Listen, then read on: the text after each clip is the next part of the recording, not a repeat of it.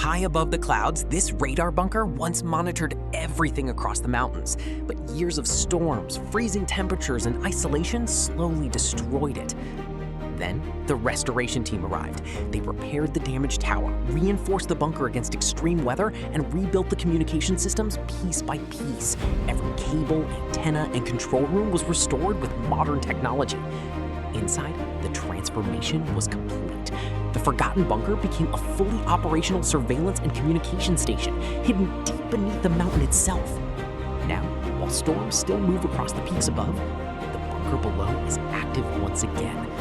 From frozen ruin to a command center above the world.